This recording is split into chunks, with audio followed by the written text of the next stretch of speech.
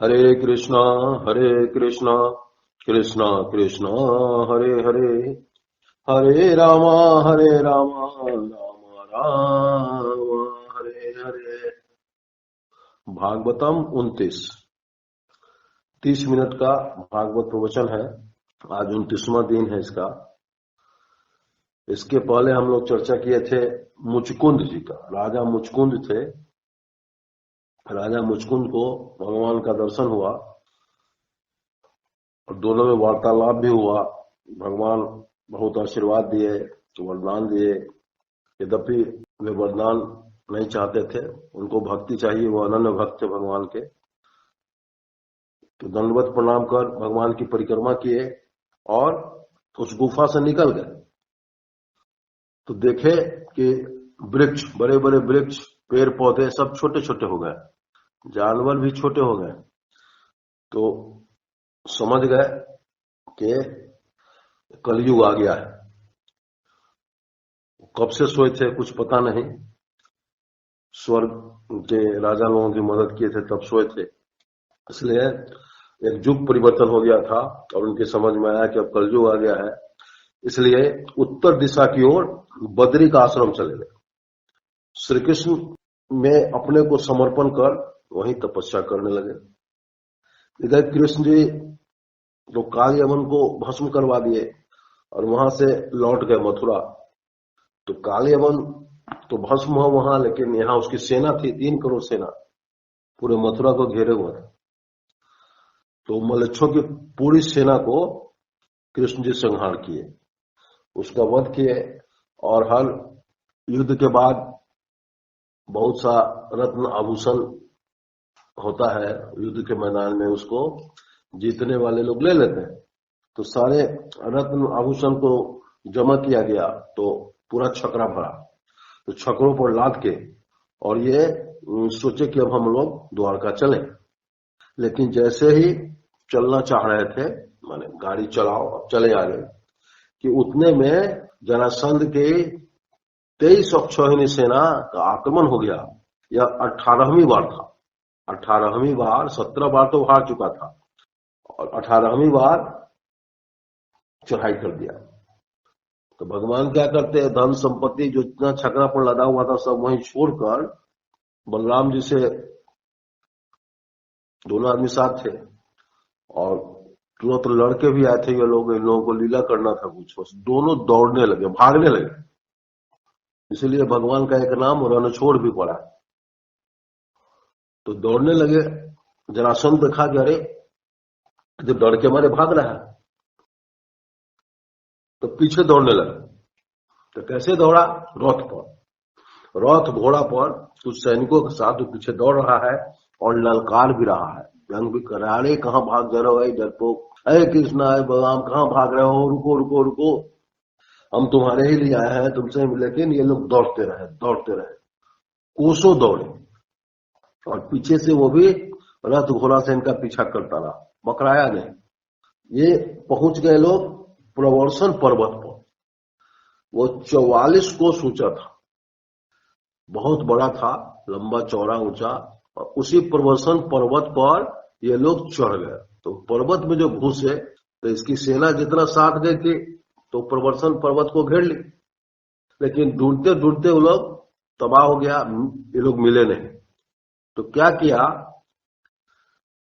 कि पर्वत पर बहुत ईंधन था, जैसे आजकल पेट्रोल वेट्रोल होता है, तो चारों तरफ आग लगा दिया और बहुत देर तक रुका। जब देखा धू धू करके जल रहा है तो जरासंध समझा कि ये लोग मर गया।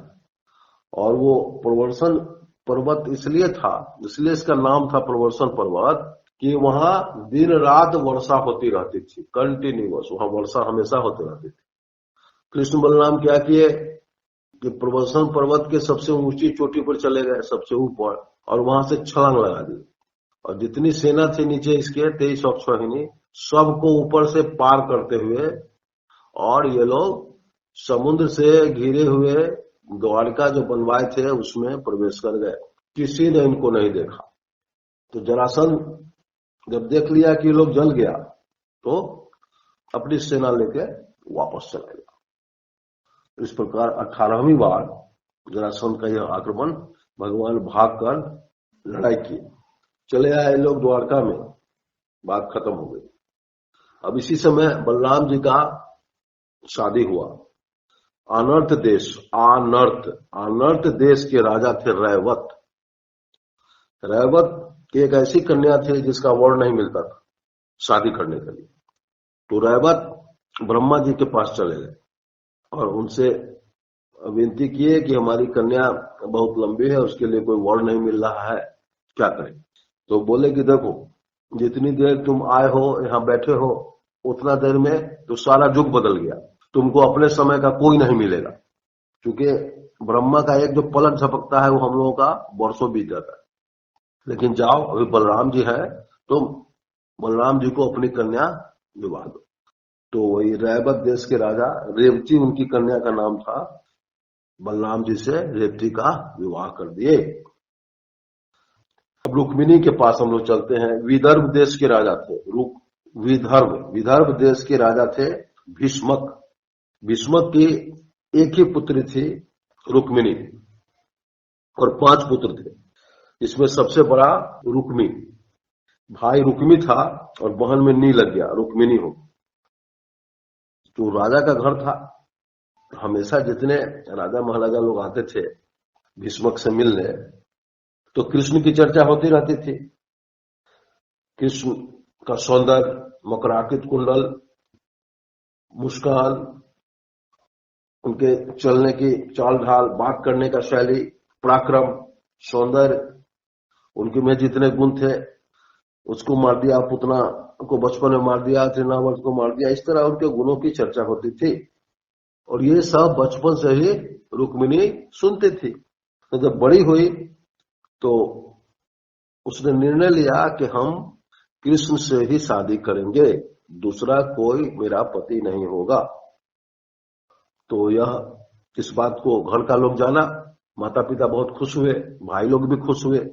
लेकिन जो बड़ा भाई था रुक्मी, वो शिशुपाल का दोस्त था, मित्र था। तो वो चाहता था कि हम अपने मित्र शिशुपाल से बहन की शादी करें। तो राजा पुत्र का विरोध नहीं कर सके, सहमति ही व्यक्त नहीं किए, लेकिन वो विरोध नहीं कर सके, इसलिए राजा चुप रहे और भीष्मक शिशुपाल से रुक्मिणी का शादी तय कर दिया। और रुक्मिणी प्रण ले चुकी थी कि हम कृष्ण के अलावे किसी से विवाह नहीं करेंगे। तो वो देखिए, अब तो हमको सही त्याग करना होगा। तो एक श्रेष्ठ ब्राह्मण थे उसके विश्वासी, तो उस विश्वास पात्र ब्राह्मण को भेज दी श्री कृष्ण के यहाँ।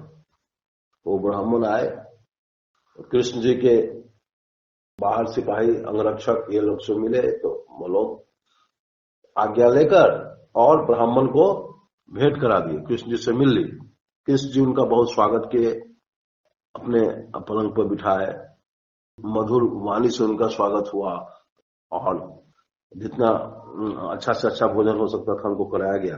अंतःपुर में ले जाकर कुछ रानियों से मिलाया गया उनका। फिर उनको बैठा के ब्राह्मण का लोग पैर दबाता था, तो पैर दबा के और ब्राह्मण से पूछे कि अपने आने का कारण बताया जाए। ब्राह्मण तो बोले कि हम विदर्भ देश के राजा भीष्मक के यहाँ से आए हैं और उनकी पुत्री हमको भेजी है, उनका नाम है रुक्मिणी, और पत्र बढ़ा दिया। तो कृष्ण भगवान पत्र खोलकर पढ़े। पत्र में लिखा था, त्रिभुवन सुंदर, मेरा चित्त लज्जा और शर्म सब कुछ छोड़कर आप में ही प्रवेश कर चुका है। लज्जा और शर्म सब कुछ छोड़कर आप में ही प्रवेश कर चुका है। मैं आपको अपना पति बना चुकी हूँ, पति मान चुकी हूँ, और यह संकल्प है कि मुझे कोई दूसरा पुरुष स्पर्श न करे। लेकिन मेरे बड़े भाई मेरी शादी शिशुपाल से ठीक कर दिए। तो शिशुपाल से जब मेरी शादी होगी तो हमको अपना शरीर त्याग करना पड़ेगा, हमको कोई पर पुरुष, दूसरा पुरुष स्पर्श नहीं कर सकता। इसलिए आपसे विनती है कि आप हमें यहाँ से ले जाइए। कैसे ले जाएंगे? अब मैं घर से बाहर नहीं निकलती हूँ, मेरी शादी तय हो गई है। मेरे यहाँ शादी के एक दिन पहले लड़की जिसकी शादी होने वाली है वो मंदिर में जाती है दर्शन करने। तो उस दिन हम बाहर निकलेंगे और आप उस दिन आइए और हमको यहां से ले जाइए जैसे भी हो। कृष्ण जी पढ़ के पत्र रख लिए और बोले ब्राह्मण को कि ब्राह्मण जी, रुक्मिणी को मैं उतना ही चाहता हूं जितना कि वो मुझे चाहती है। हम लोग एक दूसरे को देखे नहीं है लेकिन सुने हैं, तो मैं भी बहुत पसंद करता हूं। और जब ये पत्र लेकर आपको भेजी है तो मैं सत्य संकल्प लेता हूं कि वहां राजाओं की भीड़ से और जिस दिन वो बोली है उस दिन हम उनको यहाँ अवश्य ले आएंगे। और श्री कृष्ण दारुक को आज्ञा दिए। दारुक उनका सारथी था। दारुक ले आया 4 रथ वाला, 4 घोड़े वाला रथ। घोड़ा कौन था? शैब्य, सुग्रीव, मेघपुष्प और बलाहक।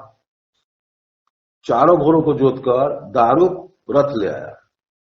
पहले ब्राह्मण को रथ पर चढ़ाकर अपने चढ़ गए और रथ जो था दारुक मन की गति से उड़ा दिया। कुंडी नरेश भीष्मक के बड़े लड़के शिशुपाल से चूंकि शादी ठीक कर दिए थे, वहां बहुत सजावट, वहां पूरा कार्यक्रम चल रहा था शादी का। रंग बिरंगे फूल से सजे हुआ था, बंदरवार सजाया गया था, सारे नर नारी रत्न आभूषण से सजे हुए थे। इधर राजा दमघोष शिशुपाल के पिताजी थे, वो अपने बारात वगैरह सजाने में लगे हुए थे। शिशुपाल के जितने भी मित्र थे वो सब उस बारात में आए हुए थे, बारात जाने के लिए। सैकड़ों हजारों नरपति थे, जरासंध भी थे, स्वाल थे, दंतवक्र थे, विदुरथ, पौंड्रक, द्विविद, कलिंग नरेश, काशीराज, ये सारे लोग उसमें आए थे। और दमघोष अपने पुत्र की शादी में अच्छा मोटा मोटा सोना का हार सारे हाथी को पहना के, हजारों हाथी उस बारात में थे, घोड़े थे, इस तरह से बारात की तैयारी थी। और बारात सजकर वहां चल रहा था, वहां पहुंच रहा था जहां शादी होने वाली थी। बलराम जी को कृष्ण जी नहीं बोले, अकेले चले गए। तो बलराम जी को पता लगा कि कृष्ण जी गए हैं, तो समझ गए कि वहां तो लड़ाई झगड़ा होगा, तो इसलिए वो भी अपने पूरी सेना को लेके और प्रस्थान कर गए। वहां राजा देखे कि भाई ये लोग शादी देखने आए हैं, तो कृष्ण जी भी, बाद में बलराम जी भी आ गए, सबका बहुत स्वागत सत्कार किए। और उनका आगमन जो था उसमें तुरही बाजा पूरा बजा के उनको रिसीव किए, अच्छे अच्छे भोजन वस्त्र की व्यवस्था किए और तरह तरह का आभूषण वस्त्र ये सब दिए इनको। उस समय की जो व्यवस्था थी, जो प्रथा थी, और इन लोगों को बहुत अच्छे जगह ठहरने का स्थान दिया गया जहां सारी सुविधा थी। उनकी सारी सेना भी वहां ठहर सकती थी। इस प्रकार राजा भीष्मक इनका स्वागत किए और पूरे देश में हल्ला हो गया, विदर्भ देश में कृष्ण जी आए हैं। तो सारे नागरिक कृष्ण जी से मिलने आ गए। तो सब लोग उनके रूप को देखते थे और मदहोश हो जाते थे कि ऐसा रूप तो हम लोग कभी देखे नहीं। हमेशा चेहरा पर मुस्कान युक्त और मकराकित कुंडल है, रत्न जटित पूरा मुकुट है, बाजूबंद, कंकन, कमर में करघनी, पैरों में नुपुर और पीताम्बर लहरा रहा है। इस प्रकार वो हमेशा मुस्कुरा रहे हैं। तो सारे जितने भी नगर के नर नारी थे, पूरे प्रजा, वो भगवान से यह मनाने लगे कि हमारी रुक्मिणी की शादी इन्हीं से हो, इन्हीं से विवाह, यही उपयुक्त वर है। हमारी रुक्मिणी में जितना रूप लगन है, जितनी सुंदर है, जितना बुद्धि की तीक्ष्ण है, तेज बुद्धि के हैं, तो यही उचित वर है। शिशुपाल से शादी नहीं होना चाहिए था। हे भगवान, रुक्मिणी की शादी इन्हीं से हो।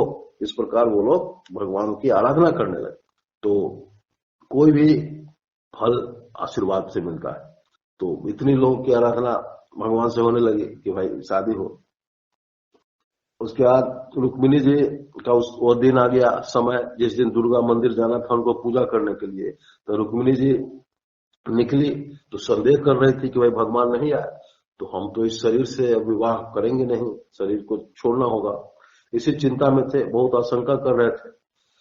सोचते विचारते रुक्मिणी देवी की नजर भीड़ में इनके साथ सैकड़ों दासियां चल रही थी, इनके गुणगान हो रहा था, तरह तरह से सजावट किया गया था, सब मेकअप जो आजकल कहते हैं उस तरह से श्रृंगार हुआ था, इसलिए भीड़ काफी था। और उस भीड़ में इनकी नजर रुक्मिणी जी देखी कि पंडित जी आ गए, तो ब्राह्मण धीरे धीरे उस भीड़ में उनके पास आ गए और उनके बहुत नजदीक आके वो बोल दिए कि आपका काम हो गया, भगवान आए हैं और सत्य संकल्प प्रतिज्ञा करके आए हैं कि आपको ले जाएंगे। रुक्मिणी को लगा जैसे सर्वस्व जीवन में जो भी हमारे पास है वो सब इस ब्राह्मण को हम दान देंगे। और इस प्रकार ब्राह्मण वहां से फिर खिसक गए और वो सब दासी से मिलकर उनका पैर हाथ धोई, उसके बाद दुर्गा जी के मंदिर में गई। मंदिर में दुर्गा माई से विनती की कि हमको मनचाहा वर मिले, कृष्ण ही हमारे पति हो, दूसरा कोई हमको नहीं छुए। और वो करके निकले, कृष्ण जी तो यहाँ थे नहीं, लेकिन जब वो निकली भीड़ से फिर घर जाने के लिए, उसी वक्त दारूक वहां रथ लेकर आ गया और कृष्ण जी ने अपना दाहिना हाथ बढ़ाया और उस भीड़ में वो रुक्मिणी भी वहां से अपना हाथ आगे बढ़ा दी। लोग स्तब्ध रह गए कि क्या हो रहा है भाई, ये तो कोई विध नहीं है, ये कृष्ण जी कैसे आ गए। और जैसे ही रुक्मिणी हाथ बढ़ाए, कृष्ण पकड़ के उसको सीधे उठा के अपने रथ में रख लिए। उसके बाद दारूक रथ को मन की गति से उड़ा दिया, ऐसा उड़ाया कि फिर कोई पकड़ नहीं सकता। लेकिन तब तक हल्ला हो गया और सारे सैनिक और शिशुपाल के सारे मित्र राजा अपने अपने रथ से सवार होकर चल दिए और चारों तरफ से तीर का बौछार होने लगा। काफी दूर जाने के बाद इनका रथ, कृष्ण भगवान का रथ ढक गया तीर से। ऊपर से देखने वाले देवता लोग हाहाकार करने लगे कि अब तो गए, कृष्ण जी दिखाई भी नहीं दे रहे हैं। लेकिन इधर बलराम जी के साथ पूरे सैनिक थे, यादव सेना। वो यादव सेना फिर अपने पूरे बल से संहार करने लगी और हाथ पांव सिर धड़ मुकुट सब कट कट के गिरने लगे, खून की नदी जैसा बहने लगी। कृष्ण जी भी बाण चलाने लगे और जितने भी मित्र राजा थे शिशुपाल के, सब लोग वहां से भाग आए। जरासंध आके शिशुपाल को बोला कि देखो, भगवान जिसकी ओर रहते हैं, भगवान जिसके पक्ष में है, उसी की विजय होती है, इसलिए तुम चिंता नहीं करो, उदास मत हो, अभी भगवान उन्हीं के पक्ष में है। जब हम लोगों के पक्ष में होंगे तब हम लोग फिर लड़ाई जीतेंगे। इस प्रकार ये सारे राजा वापस आ गए और कृष्ण जी रुक्मिणी जी को लेके द्वारका पहुंचे। द्वारका में बंधनवार, पताका सब कुछ सजाया गया था, पूरे नगर में छिड़काव किया गया था सुगंधित। ये दोनों वहां पहुंचे, रुक्मिणी जी और श्री कृष्ण जी, बहुत स्वागत हुआ इनका। इस प्रकार रुक्मिणी वहां पहुंच गए द्वारका कृष्ण जी के साथ और इन लोगों का अपनी विधि के अनुसार फिर विवाह संपन्न हुआ। और रास्ते में एक और घटना घटी कि रुक्मी आ गए उनके भाई कसम खा के संकल्प लेकर के अगर हम कृष्ण को नहीं मारेंगे तो हम फिर अपने देश लौट कर नहीं आएंगे। तो वहां मान नहीं सके कृष्ण जी, उनको विरूप कर दिए और वहीं वो भोजकट नगर बसा के रास्ते में ही रहने लगे। वो फिर अपने देश वापस नहीं आए। ये रुक्मी बड़े भाई थे। तो रुक्मिणी जी का घर बस गया। ये साक्षात लक्ष्मी थी, लक्ष्मी जी रुक्मिणी के रूप में आई थी, इसलिए उनको वहां जाना ही था। कुछ समय बाद जब समय आया तो इनको एक पुत्र हुआ जो साक्षात कामदेव थे। कामदेव ही प्रद्युम्न के रूप में इनके यहाँ जन्म लिए रुक्मिणी के गर्भ से। तो प्रद्युम्न जी बहुत सुंदर थे, अति खूबसूरत। और एक संबरासुर राक्षस था जो जानता था कि प्रद्युम्न मेरा दुश्मन है, इसलिए वो क्या किया कि 10 दिन के बाद, सूतिका गिरी, माने जहां वो मां के पास रहते थे, 10 दिन का बच्चा, उसको चुरा कर ले गए और समुद्र में फेंक दिया कि मर जाए। समुद्र में फेंक दिया तो एक बहुत बड़ी मछली उनको निकल गई। फिर वो मछली को पकड़ लिया मल्लाह, तो देखा बहुत अद्भुत मछली है, बहुत बड़ी मछली है, तो राजा के यहाँ दे आया। राजा मतलब संबरासुर। संबरासुर के यहाँ जो दास लोग थे काम करने वाले, वो मछली को काटे तो उसमें देखे बच्चा है, तो मायावती को दिया, जो रसोई बनाती थी। तो मायावती उस बच्चा को का लालन पालन करने लगे। तो बच्चा थोड़ा बड़ा हुआ तो वो बोला कि भाई तुम तो मेरी माँ की उम्र की हो, लेकिन तुम्हारा हाव भाव जो हमको तरीका है पालने का वो बहुत विचित्र लगता है, वो सही नहीं है। तो वो बोली कि हम आपको पाल रहे हैं तो आपकी माँ नहीं है, हम आपकी पत्नी है, आप हैं कामदेव।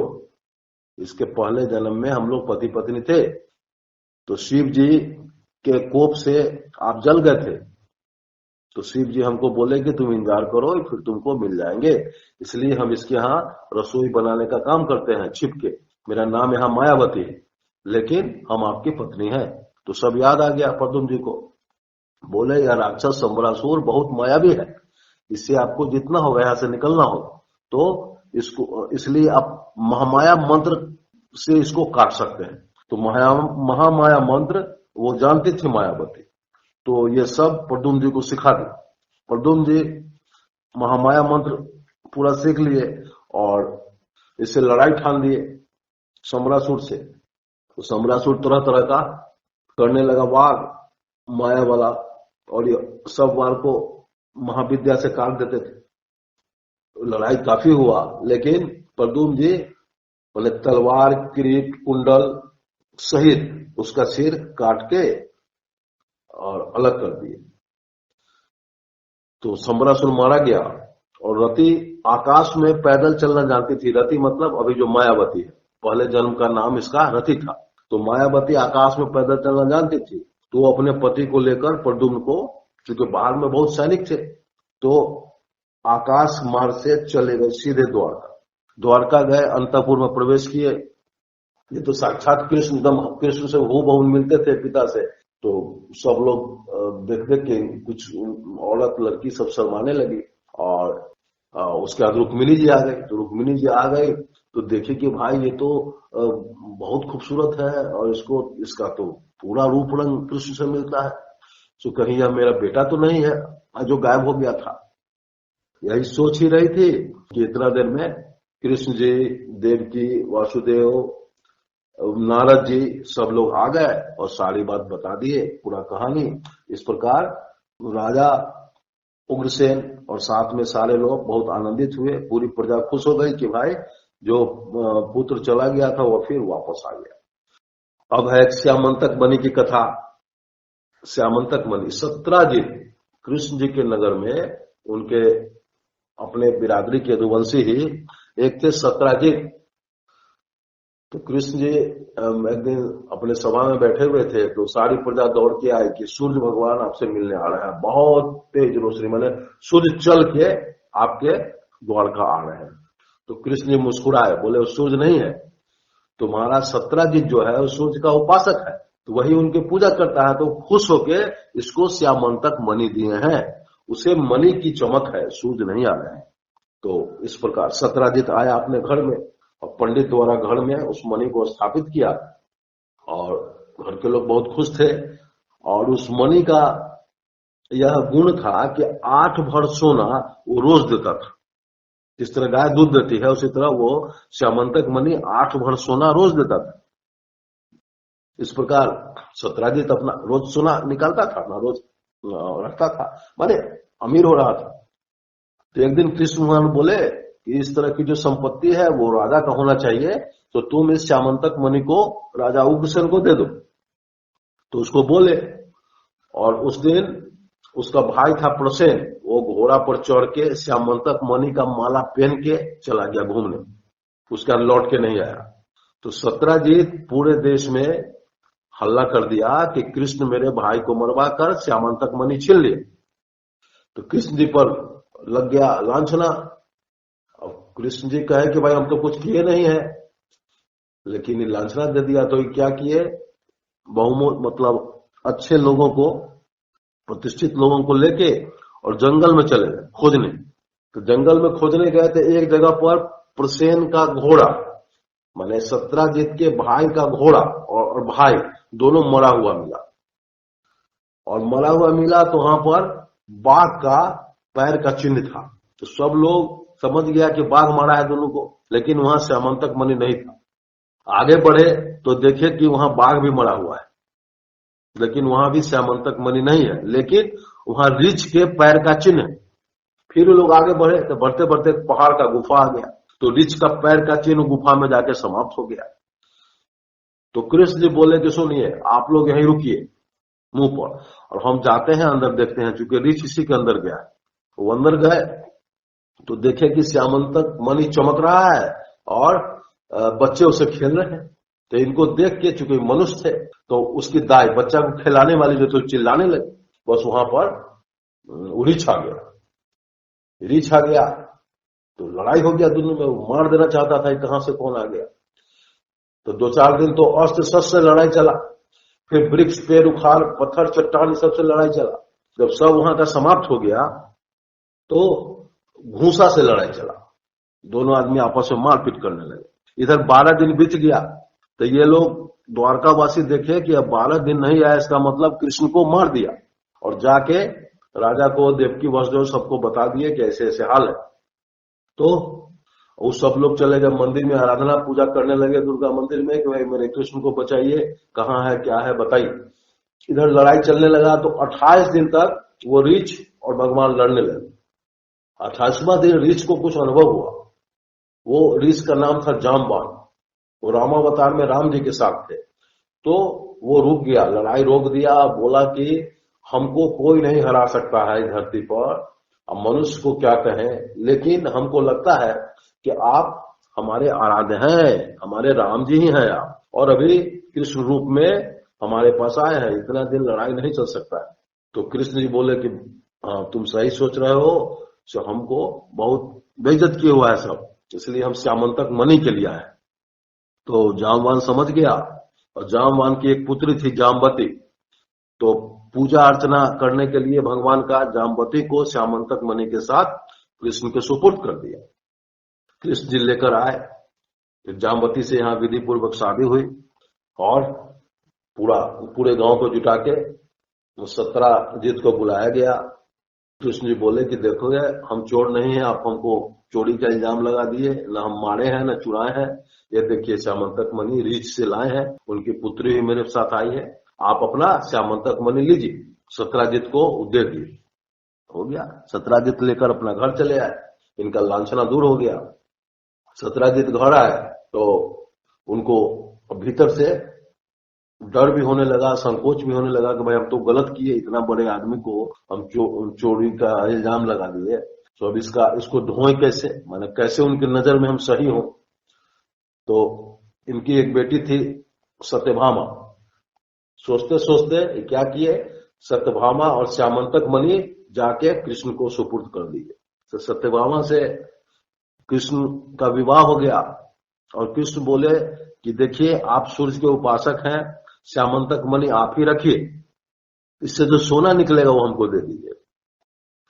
और फिर 17 अपना श्यामंतक मणि लेकर आ गए। इधर कृष्ण जी को पता लगा कि हस्तिनापुर में हमारी बुआ और 5 भाई जल गया, लाक्षागिरी में सबको जला दिया गया। तो कृष्ण बलराम दौड़े दौड़े आ गए हस्तिनापुर, तो पूरा खाली हो गया द्वारका। तो कृतवर्मा और अक्रूर 2 आदमी बोले, एक शतधन्वा था, गुंडा टाइप का आदमी माने बदमाश, उसको बोले कि रे सत्यभामा से शादी करने तो बोले थे, 17 की हम लोगों से करेंगे, लेकिन कर दिए तीसरे से, इसलिए तुम लोग जाके तुम शतधन्वा को बोले कि 17 से तुम उसका मणि छीन लो। तो शतधन्वा कम बुद्धि का आदमी था, वो मणि छीनने गया तो 17 को मार दिया, उसका वध करके मणि लेके भागे। उसके बाद पता लगा, सत्यभामा उनकी बेटी बहुत रोने लगी, विलाप करने लगी, बेहोश होने लगी। तो 17 को तेल में रख दिया गया, उनके मृत शरीर को, और वो अपने आगे हस्तिनापुर कृष्ण बलराम को सारा कहानी सुनाए। तो कृष्ण बलराम हस्तिनापुर से फिर आगे द्वारका और खोजने लगे। तो सतधन्वा भागने लगा, तो ये अपने रथ पर सवार होकर उसको खोजने गए। मिथिला जगह पर वो उसका रथ टूट गया, घोड़ा थक गया और उतर के पैदल भागा। कृष्ण जी अपने चक्र से उसका गर्दन काट दिए, लेकिन सतधन्वा के पास मणि नहीं मिला। तो बलराम जी बोले कि हमारे मित्र हैं मिथिला नरेश, तो हम इनसे मिलने जाते हैं और तुम जाओ द्वारका, जाओ मणि खोजो। तो कृष्ण जी द्वारका लौट गए। उसके बाद तब तक ये अक्रूर और कृतवर्मा भाग चुके थे।